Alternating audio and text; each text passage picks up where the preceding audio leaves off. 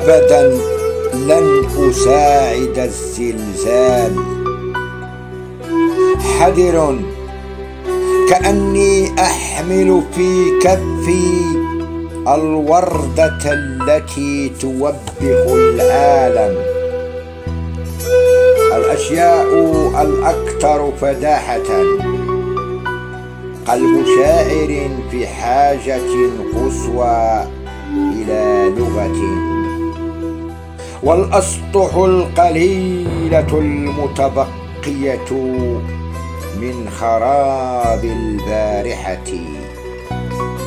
حذر، أخطو كأني ذاهب على خط نزاع، وكأن معي رسائل لجنود وراية جديدة لمعسكر جديد، بينما التواني التي تأتي من الوراء تقصف العمر.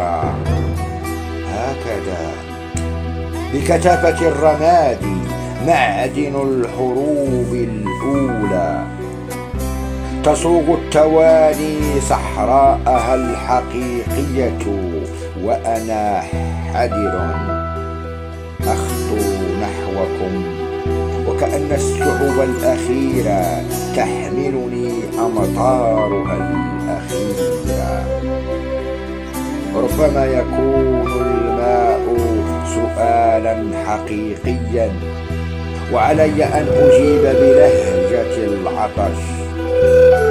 ربما حتى أصل إلى القرى المعلقة في شموس طفولتكم علي أن أجتاز هذا الجسر الأخير، وأن أتعلم السهر مع أقمار مقبلة من ليال مقبلة حتى أشيخ وأنا أجتاز هذا الجسر الأخير. هل أستطيع أن أقول بصراحة الكاذبة لست حذرا، لأني أعرفكم واحدا واحدا؟ لكن أين أخبئ هذه الأرض الجديدة التي تتكون في عين التلميذ؟ وماذا سيقول المعلم إذا سأله النهر؟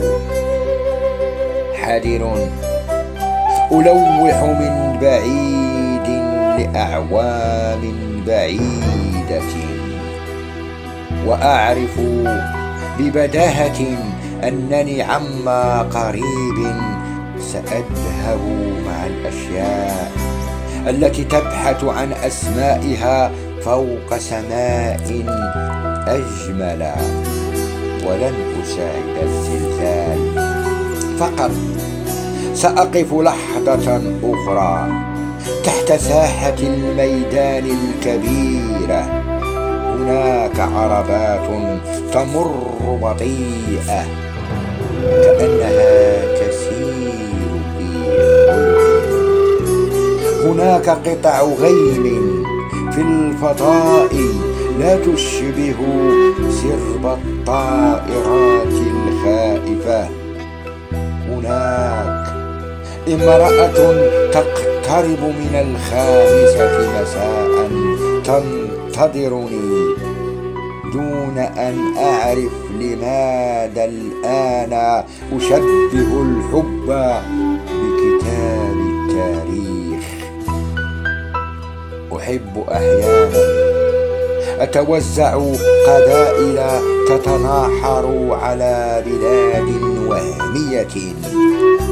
أحيانا أضيع، ولكنني دائما أحمل في كفي الوردة التي توقع